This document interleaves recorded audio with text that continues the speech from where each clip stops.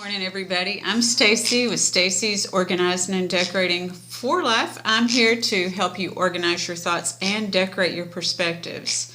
So this morning, our topic is going to be about how to overcome and not succumb to life's challenges.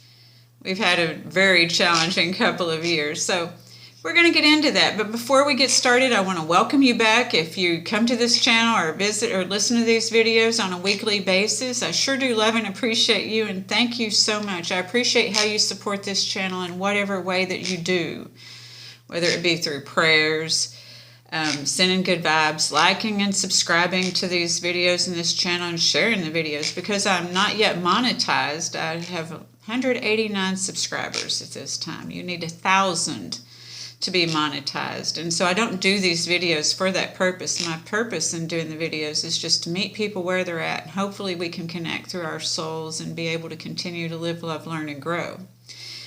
Money is helpful, though. Money is an energy, so that, if you donate to this channel, you're much loved and appreciated, since I am not monetized. But even if you share these videos and encourage people to subscribe, that's very helpful too. So thank you in whatever way that you do help this channel, and I hope that these videos help you in return. If you're new to this channel, I have to let you know that I'm not a doctor, a psychologist, a psychiatrist, a scientist, any of those things, but I may share those things, sometimes what I learn about those things, if I think it might help you too. What I choose to call myself is, well, a life midwife, actually, because I help people navigate through the birth canal of these different rebirths that we have through our lives. When we look back 10 years from now, things are different than they were. And in 10 more years, they're going to be different than they are. So it's always about a rebirth and re-experience of things, and, changing our thoughts and perspectives. But with this being life midwife, it's otherwise known as a life coach. And I have a webpage called staceyreineck.com. And on this webpage, there's a description of the services that I provide as a life coach, those specialties that I deal with. So I invite and encourage you to check that out. It deals with addiction, codependency, and grief. All of us are going to deal with that in some way, shape, or form or another in this life. So thank you very much. And again, let's get back to our topic: how to overcome and not succumb to these life challenges. The first part to overcoming and not succumbing to life's challenges is to remember our state of mind. Not to think that that is our reality, just to remember our state of mind. And that's admitting when we feel powerless, but knowing that we have felt that way before and we've overcome it. Think of another time in your life where you felt powerless.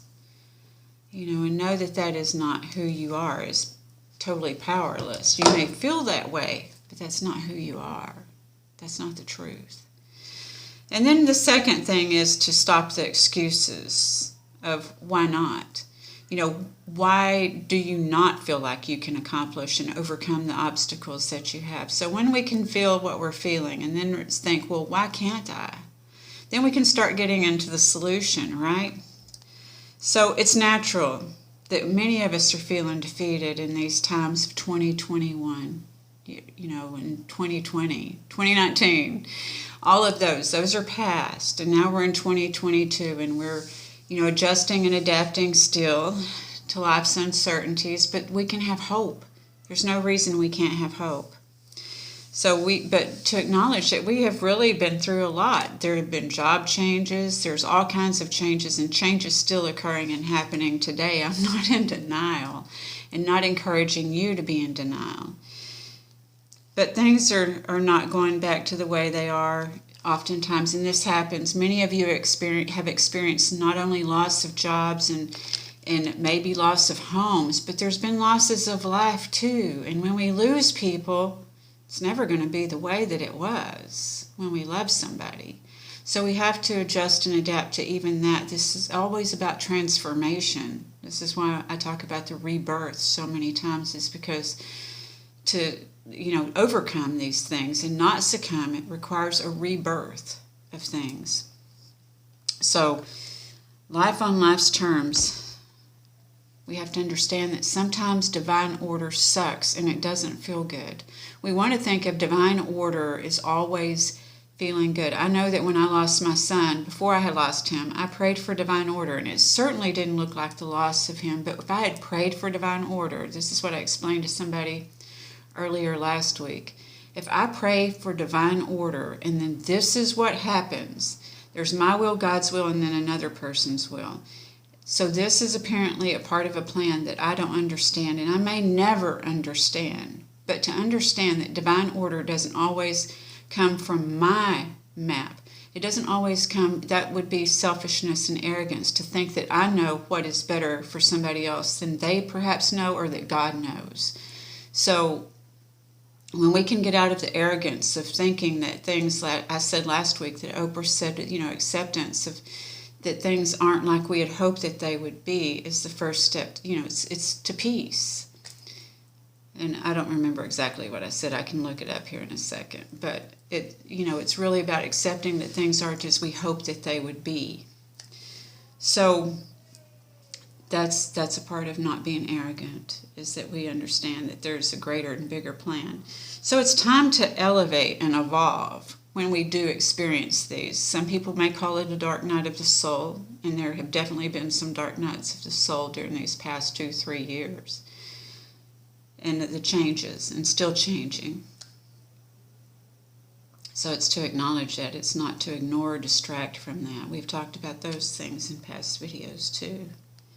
So in the state of mind, when we look at the state of mind, what is dirty in your mind and causing you to think that you can't overcome or only see in the challenges? What is doing that? Oftentimes we look at the past. Is it those past tapes that I spoke of last week? Those things that were said to us. The thing is that we have the power as adults to change those tapes. What is the polarity of those tapes? If you were told you're stupid, what we have to ask ourselves, is that really true? If you've navigated through this life after being told that, it can possibly still be true, right? Because you've made it this far. Sometimes the pain of others is transferred onto us, and we have a choice to when we're going to stop saying those things to ourselves that others have said to us, that maybe they thought of themselves, that was said to them. When are we going to break these cycles? So is it true? No, it's not. We all have inherent gifts, and so somebody else's intelligence may not be like mine, but I have a certain gift too. What's cool in humanity, and what these videos are intended to do, are to draw us together so that we can love and appreciate each other for our own gifts and appreciate ourselves for our own gifts. So when we ask ourselves, is this true? Is it really true? Ask yourself that. We're going to do a meditation here shortly, too, to try to get you into yourself so you can ask yourself these questions and to get in touch with yourself. Excuse me. Excuses block our perception. Excuses, I'm of course reading my notes without my glasses. How about that? Excuses block our perception and creativity. What we are and what we hear creates our perspectives. So is what you're hearing and what you're seeing really true?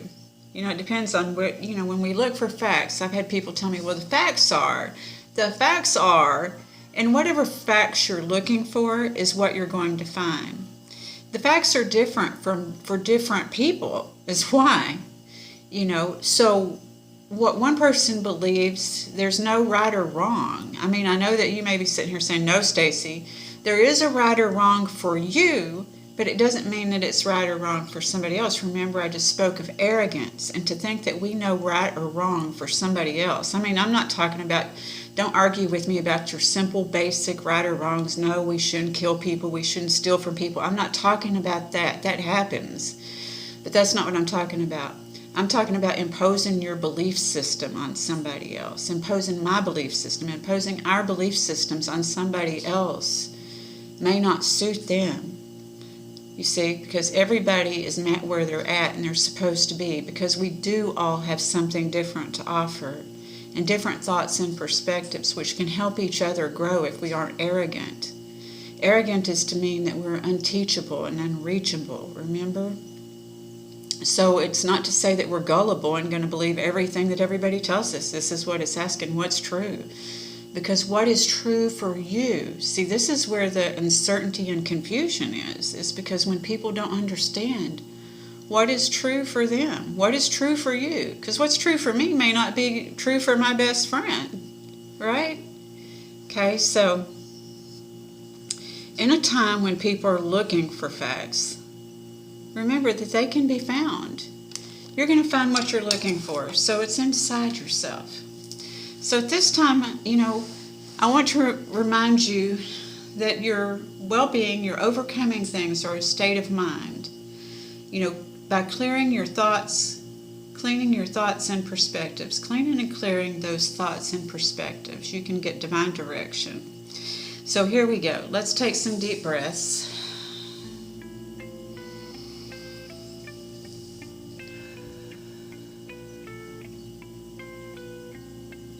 Breathe with me. Breathe deep breaths.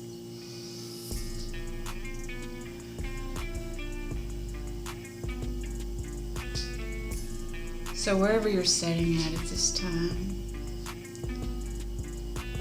it's my hope that you're comfortable. Just clear your mind.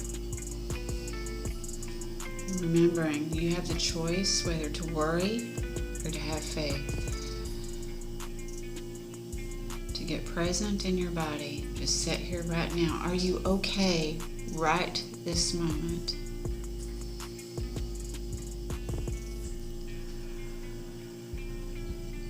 And if you are okay this moment, try to feel a sense of deep gratitude for right this moment, everything being okay. If you have no chaos, drama, no one yelling in your ear right now, that is peace. Take some deep breaths and recognize the peace that you have in your life at this current moment.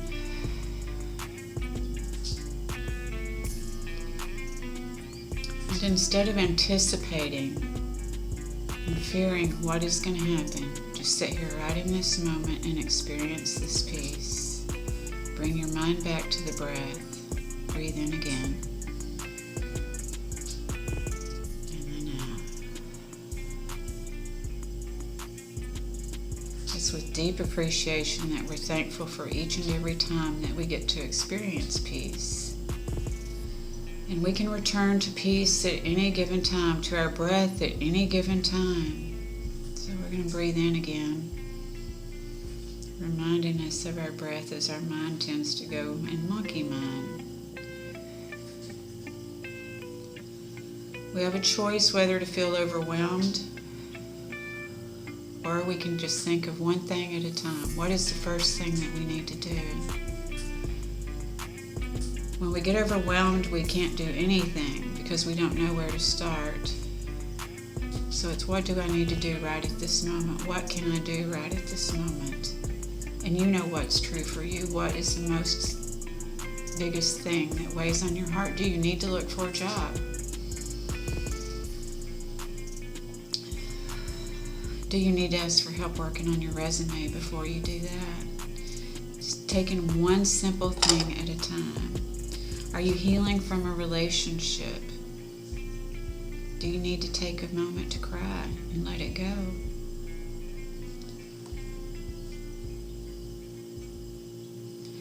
Are you healing from a loss or a death and praying for the transformation of your love? It's always about transformation. We're always transforming, and that's how we overcome obstacles. So take some deep breaths in. Life's a journey. It's not a place that we arrive at. We go through obstacles. Some of them seem unbearable, but we think of times when we've gone through them before and we've gotten through. Things aren't happening to us, they happen through us. I'm not saying to blame yourself for what's happening, but to take responsibility for what you could control. You can't control everything that's happened in your life. So it's being able to separate what you could control and what you could not. And that's how we overcome obstacles, is where we realize where our power is. We are powerless over some things, but that doesn't mean we can't become empowered by recognizing our powerlessness. So take some deep breaths in and think of ways and times before where you have felt empowered. Not from the ego, not from the mind, but just knowing that you felt connected to others in time.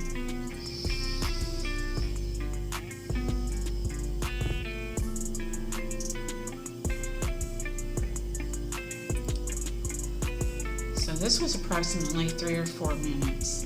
I encourage you to take your own time to just sit and say, am I okay right this moment? When these monkey mind thoughts come through, you have to ask yourself, is this true? Is this true?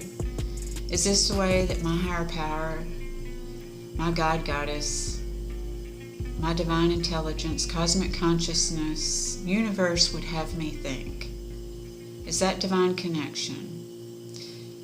See, because when we think less than ourselves, we're thinking less of others too. When we think that if we want to be equal, we have to be willing to consider others equal too.